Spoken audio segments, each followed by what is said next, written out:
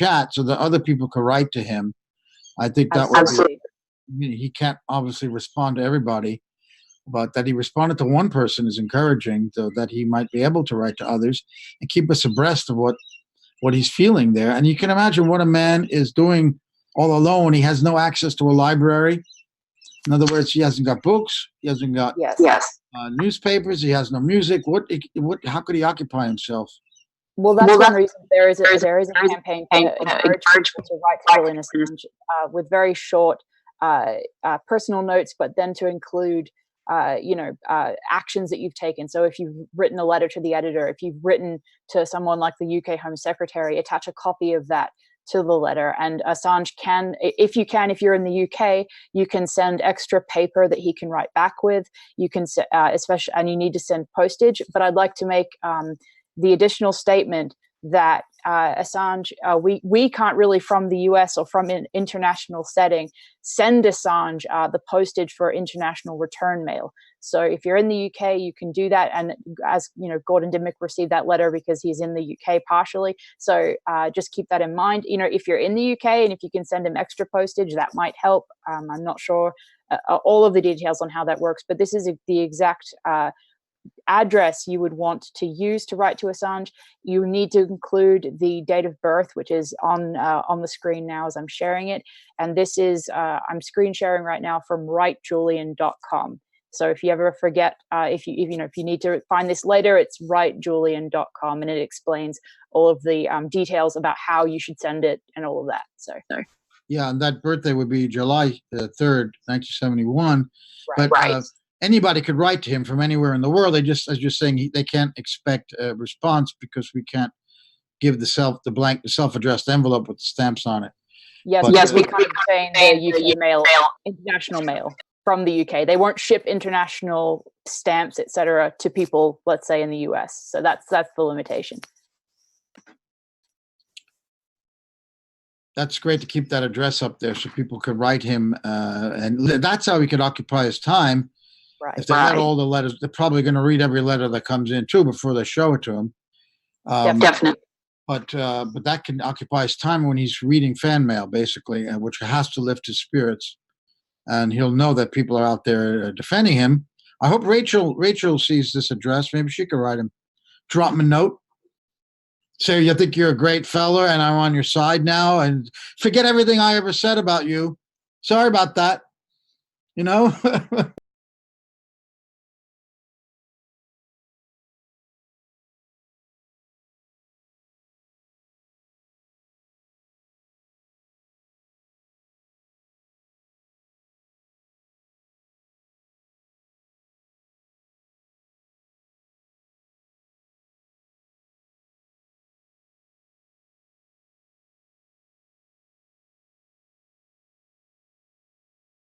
Yeah, I can share that as well. I'm going to stop sharing the screen now, but we'll add this link to both the YouTube live stream chat, and I'll also make sure that it's on Twitter where people can find it easily. So, but definitely take note of this address. And yeah, I think that the fact that not only Maddow, but now, as we say, Carolyn Orr is actually making these statements against Assange's persecution is absolutely incredible. I believe Caitlin Johnstone was the one who noted Carolyn Orr's tweets on this subject. I'm going to try and pull them up right now. But George, what do you make of just the fact that not only is the UK trying to sort of, in my opinion, wash their hands of the extradition of Assange via, opinion pieces like what was published earlier today by The Guardian, basically with the headline, "Send Assange to Sweden." Do you think that they will try to go that route, or what do you think will be the future looking forward from this week's Vigil? Yes, I actually do think that, because the UK, big country, but the institutions of government are much more enmeshed than they are in the US. Here you have Congress, you have the White House, you have the judiciary, and they kind of keep themselves separate. I mean, that doesn't really work. In the UK, it's all kind of one big pot of stew.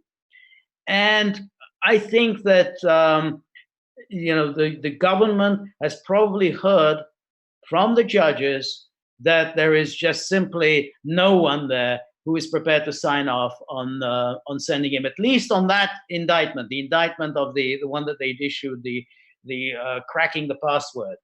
And I think that the answer will be the same on this, that this is just absolutely ridiculous, that, you're sending somebody for 170 years for doing journalism. I mean, there's no way that you can sugarcoat this. I mean, he's a journalist. I mean, they're not able to present any case that he stole something, he hacked something, he broke into anything. He acted as a journalist. He published information.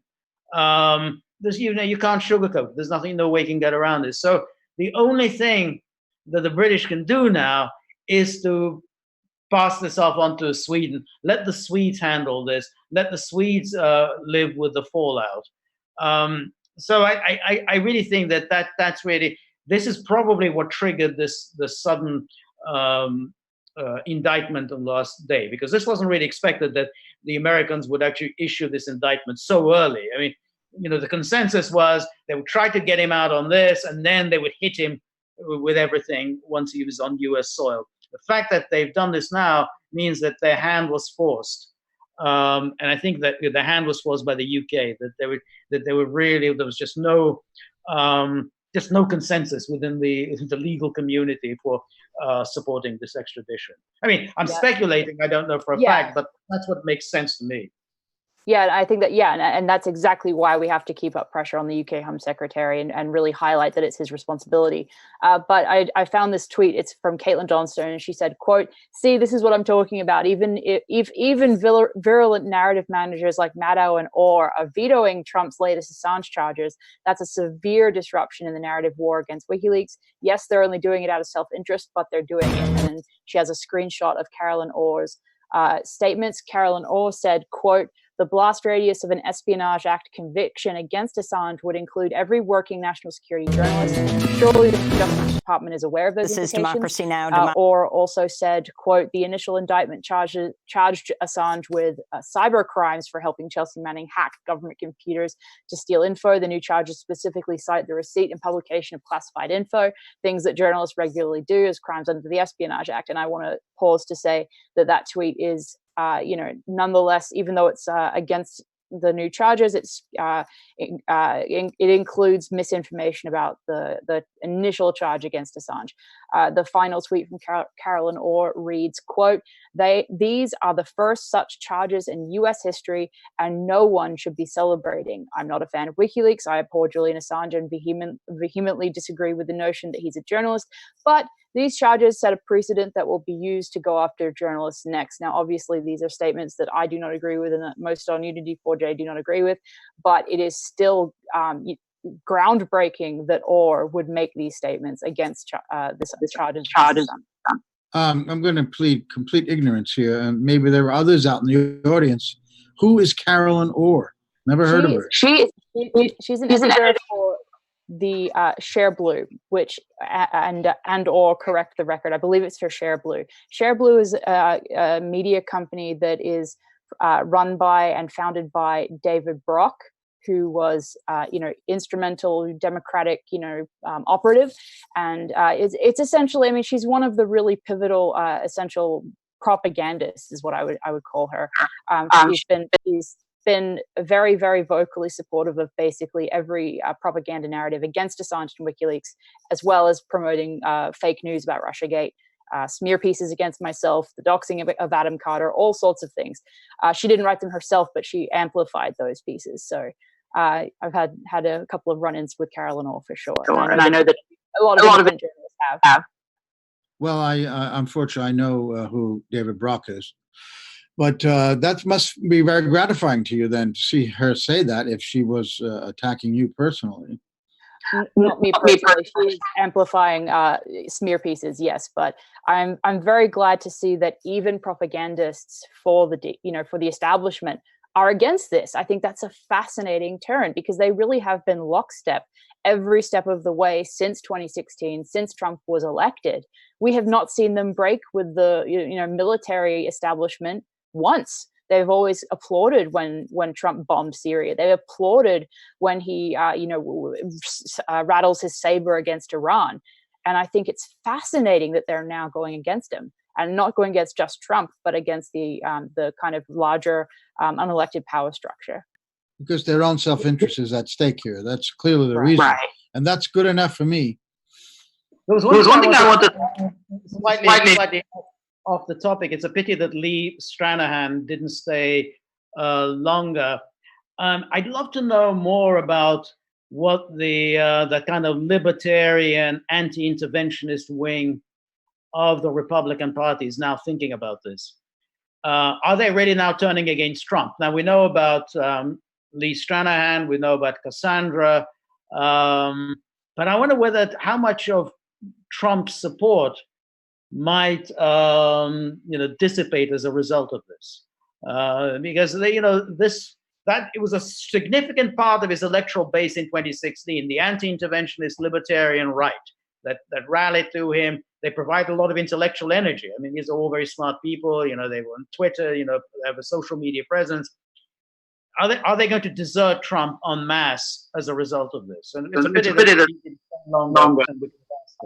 Well, Lee, in an earlier Vigil, said that he believed, and it was totally unscientific, that 20% of Trump's supporters had abandoned him when Assange was arrested.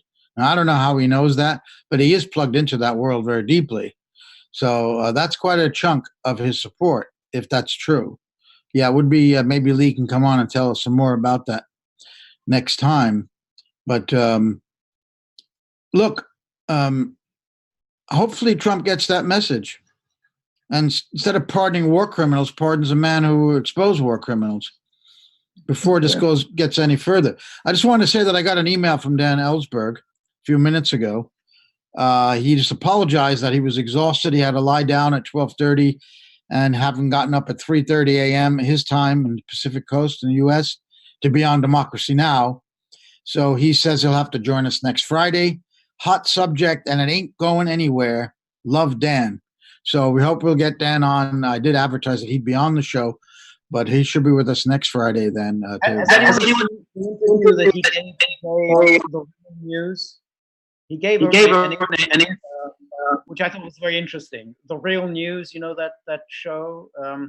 Right. Yeah, I know what you're talking about. He made also a very interesting point that Trump's prosecution of Assange is so flagrantly in violation of the First Amendment that it could form the basis for impeachment. I mean, this is the First Amendment. He's violating the First Amendment. No ands, ifs, and buts. Could be the basis of impeachment. I don't think that the Democrats are going to go for it because they hate Assange so much. But I think that was an interesting point. If you violate the Constitution so flagrantly, I mean, what else? What else are you going to form the basis of an impeachment? So you could even start a movement: impeach Trump, violation of the First Amendment. I saw that Dan said that, and I agree. I've not agreed with impeachment because I don't think he's committed any crime, and I think his obstruction was of injustice, not justice. There was no underlying crime there. There was no collusion. So he just wanted Mueller off his back. I think that's what Barr's explanation was. The hearing that he gave, I think that is, I dislike Trump. But in this case, yes, he's done something that could be impeachable by violating, except it doesn't violate the First Amendment. At least it hasn't been ruled that. This is on the books in the Espionage Act. Could be used, never has been. Now it has. Now it has to be challenged in court so that it is seen as a violation of the First Amendment. But as of now, prior restraint is the only thing that's, according to the Pentagon Papers case, the only thing the government cannot do, which is to tell a publication or any news organization beforehand, you can't publish this. But once you publish classified information, you're fair game. No one took that step till now. And the repercussions of this indictment, we could only begin to imagine, and we've only started to discuss that today and scratch the surface of this. This is going to be an interesting topic going forward. So when would the Constitution be violated? At what point? When he's convicted? I mean, where's the point at which you can say now Trump has violated the Constitution? Well, I think that the Espionage Act violates the Constitution, but that's not up to me to decide that. It's up to a court. I think that this indictment might bring forward, let's say, the ACLU or someone will sue the federal government, the Justice Department, for using the Espionage Act to go after a journalist in violation of the First Amendment, and then it will have to go through the courts. Now, I don't have a lot of confidence because of this horrible Supreme Court we have, but they could surprise us. We never know. And then at that point, if that section of the Espionage Act, the ones that apply to a journalist, anyone really who possesses or disseminates classified information, if that is struck down by the court, the Congress would have to change that part of the law. They could easily just remove that. And that would be a tremendous victory, not only for Assange, but for all of us, all journalists and all citizens who want to retweet a WikiLeaks document, which is classified still by the government. They didn't declassify it, even though it's public. So they could prosecute any one of us for disseminating and possessing. We possess classified information now. As soon as you go to the WikiLeaks.org and click on one of the leaks, and you read it and you download it to your hard drive, you're possessing classified information. Right, absolutely right. So if there's a challenge and the Supreme Court, it would go to the Supreme Court, decided that it was unconstitutional, yeah, then he's violated the Constitution. But I think technically now one can argue that he hasn't. He's violated every principle of journalism. He's violated the spirit of the First Amendment, but I don't think the letter of it. That's my understanding. But again, like Elizabeth, I'm not a lawyer either. Although I played one on TV here on this vigil. Anyway. I think that it is hopeful that we have this headline from the Washington Post about federal prosecutors who were against these charges being laid against Assange. That to me is hopeful. I mean, because we're talking about prosecutors, not potential judges, that might make a decision on whether this is constitutional or not in the future. So I think the fact that the prosecutors at a federal level are critical of this and willing to come forward, even anonymously to an outlet like the Washington Post, that gives me hope that were this to be tested in a court of law, that it would be struck down. And I really hope that would be the case. But I also hope that it never comes to that. I don't know, George, if you have any comments. That's an interesting issue. So the way I guess the way it stands, Trump is acting in accordance with the law. I mean, that's kind of what Joe's suggesting. There is this law on the books, the Espionage Act. He's acting in accordance with the law because the courts have not ruled it unconstitutional. So it's a strange. So we have this law on the books that seems to be a violation of the First Amendment, but it hasn't.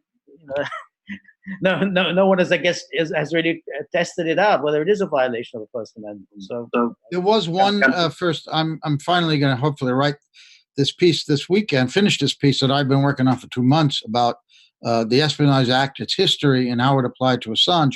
And I understand there was one challenge on First Amendment grounds of the Espionage Act back in, I think, 1918, and the court ruled against that challenge. But I don't think it was specifically particularly Section E, which says mere possession and dissemination is a violation of the act. If you could just challenge that part, you might get somewhere. This Washington Post story, I just want to read this paragraph because this is unbelievable, because the Washington Post has called Assange a publisher. It says here, previously undisclosed disagreement inside the Justice Department underscores the fraught, high-stakes nature of the government's year-long effort to counter Assange, an internet-age publisher who has repeatedly declared his hostility to U.S. foreign policy and military operations. Well, not his hostility to the crimes of U.S. foreign policy and military operations. The Assange case also illustrates how the Trump administration is willing to go further than its predecessors in pursuit of leakers and those who publish official secrets. That's the case, not just leakers. Obama was worse on leakers than Trump has been. It's those who publish official secrets. So here's the Washington Post calling him a publisher. Everything's changed with this indictment. I mean, a lot of things. And George, I think you're going to be proven wrong, that they're going to go back to the default position that Assange is just a Putin puppet and he deserves to go to jail forever, because they are understanding the Post, the New York Times, although the Post editorial today, I didn't read it, but I was told it was terrible that they continue to go against Assange. And that's not surprising from Fred Hyatt, who is the editor of the editorial page, who was the guy in 2003 who pushed the war on Iraq and never had to resign when he was wrong, never got punished. And he's still running the editorial page there. And they love militarism. They love American militarism. They have proven that. I think that's one reason they're against Assange. Why they say here, even in this piece, while calling him in the same sentence, same paragraph, a publisher, they're also saying that he had hostility. No, it's the same sentence. A publisher who has repeatedly declared hostility to U.S. foreign policy and military operations. So what? That's not a crime to declare hostility to the U.S. foreign policy and military operations. They're calling him a publisher, and this is the Washington Post news side, not the editorial side, which is still taking an anti-Assange position, which is extraordinary, even though they know what's at stake for themselves. Well, look, I hope you're right. I mean, that's all I can say. I mean, that it is indeed what's going to happen, and the media will line up behind him. I'm just a little more skeptical. I'm actually, closer to Chris Hedges' position that they will continue with the whole smear campaign. They will continue with the Russia, Putin, Assange. Was he working for Putin? In what capacity, and so on? And that they will continue this while at the same time. Yes, threat to First Amendment. Yes, this is all very problematic. No, that's all behind us, George. That's all behind us, George. You're forgiven, Rachel. Everything you've ever said. We're on it. We're turning a new page today. All right. Let's get Carol and Dore on here. What do you think Joe's right? I don't know. I feel as if it's very interesting to see something like not only the Washington Post but the New York Times switch around from its position just a few weeks ago, or maybe even days ago, when they published an article talking about the fact that Assange had worked against foreign policy and all of this stuff. I just feel that it's very likely that that the press will act in its own self-interest in fighting against these charges, but will also work to smear Assange in the process. I don't feel, as we saw with Maddow and with Carolyn Orr's statement, there was no turn about face in their opinion of Assange. But I do think that they are practical enough and pragmatic enough to know that they have to fight against this in their own self-interest. So I think they will do that. I don't think they'll hesitate to throw Assange under the bus, though, at any chance they get, if that's possible for them to do. No, it's not important what they think of Assange. They could smear him all they want. What's important is what they think of the law here and this indictment, and they're against it. If he goes free and people still hate him, I think he'll be very happy. He'll welcome their hatred if he's a free man. The idea of his going free seems really, really far-fetched. The U.S. government has been pursuing him for 10 years. They are not going to give up just like that. That's a real long shot that he's going to go free. I mean, it's like stranger things have happened. There used to be this little wall. There was this wall in Berlin, and then a bunch of people said they didn't want it anymore. That's true. But well, all right, that's a whole different issue. The United States doesn't give up. It is relentless.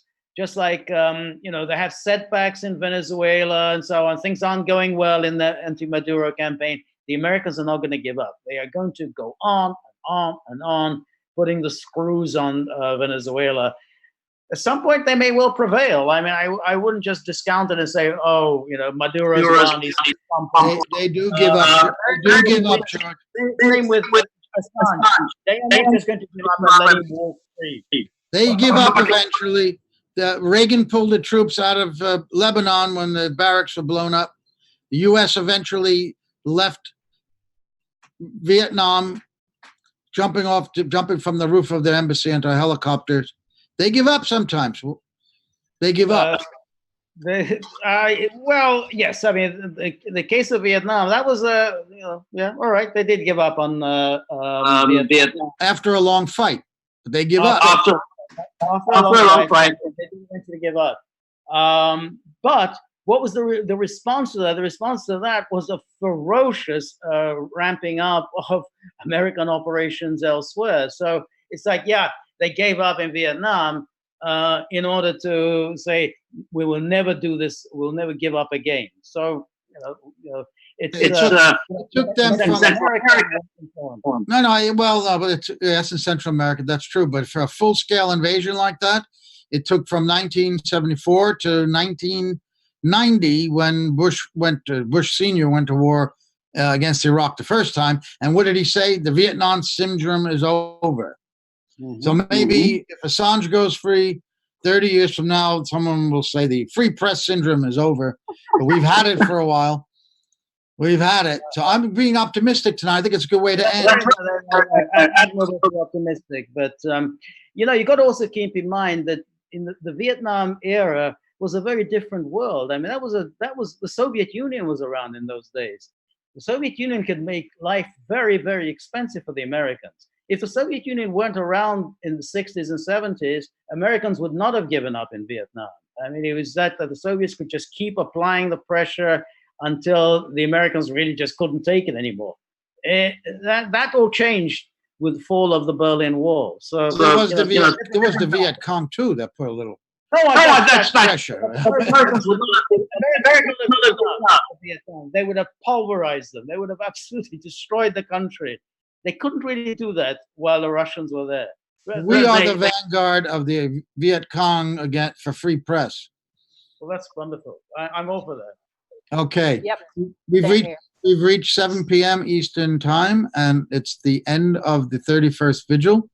I want to thank George and Lee Stranahan, John Kiriakou, Chris Hedges, Peter B. Collins, and Margaret Kimberly for joining us. I thank all of our viewers, people who've chatted on the YouTube page, and I want to thank my co-host Elizabeth Voss.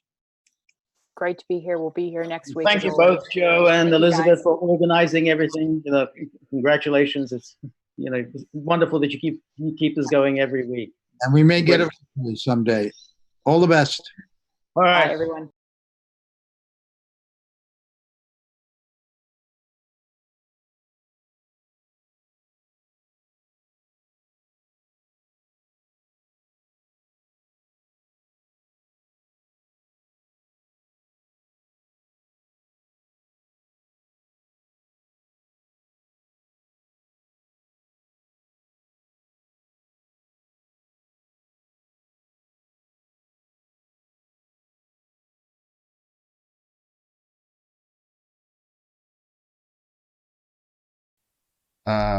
The very next day, the United States have hit Julian Assange with a further 17 charges underneath guys, the Espionage it's telling Act. me that this vigil is offline now. They chose we intended to run the that day, literally the same 24 hours that Theresa May was on the front of 10 Downing Street, outside 10 Downing Street, crying. It's on another because stream.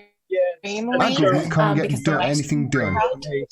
Our parliament so it's showing. can't get anything done. Will people that They've are watching failed. the initial, like the live stream of the vigil, see that stream, or is it going to be a different video? Oh yeah, so midway through Parliament is we had a supposed to be crash on the central if you noticed, but we may have changed to the institutions of state. The main live Parliament is meant to be. Okay, perfect. Thank you. Yeah, no, I didn't see that. I did notice that after the crash, there were only about 70 people in the live stream. So they've chose this whatever time reason that when caused that our crash, government and our parliament so that is was at its a weakest shame, for sure.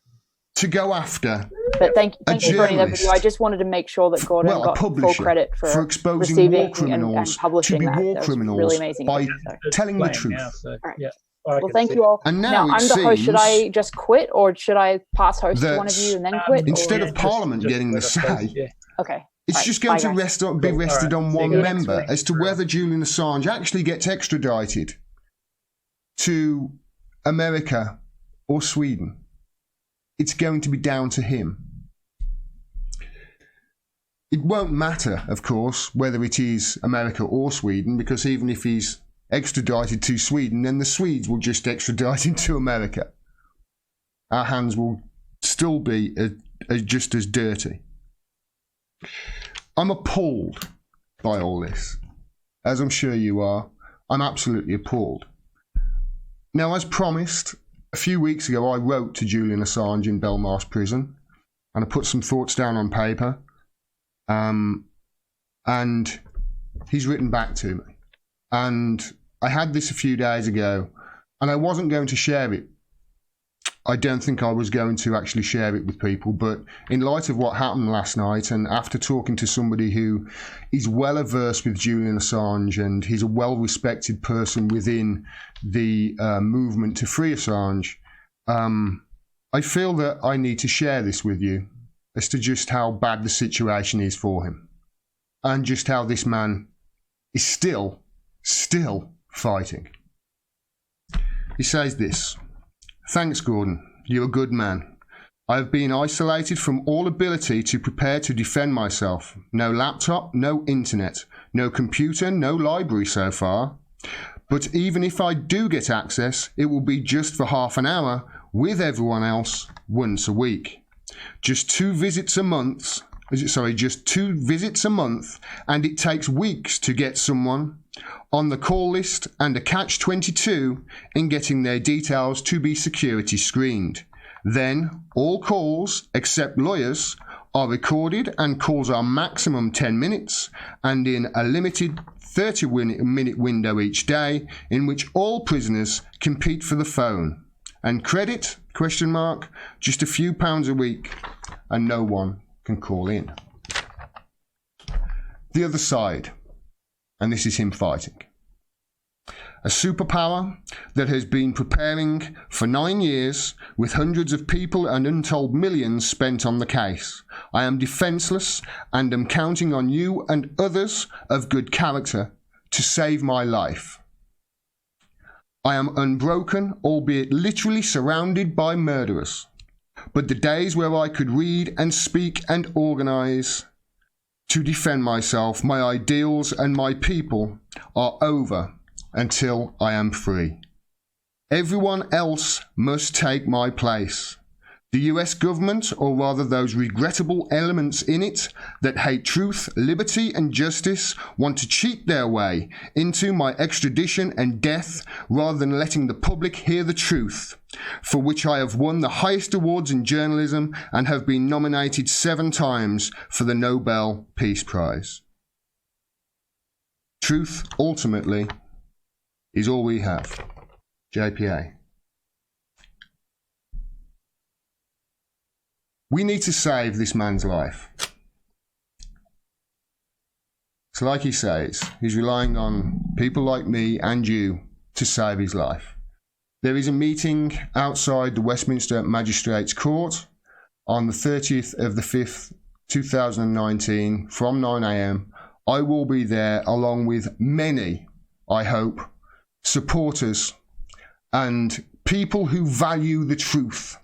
Not just supporters of Julian Assange, anybody who values journalism, anybody who values free speech. Get down there if you can and make some noise. Start writing to your MPs. Start getting on to Sajid Javid. Because if we allow this to happen, then once again, this man will have been proven to be true and proven to be telling the truth. Because if he's allowed to leave these shores, then it will be proven that the UK really does have no sovereignty. Please fight for Julian Assange and fight for a free press. Start getting mad and start getting involved and start getting active. Thanks very much for watching. Peace and take care. Discover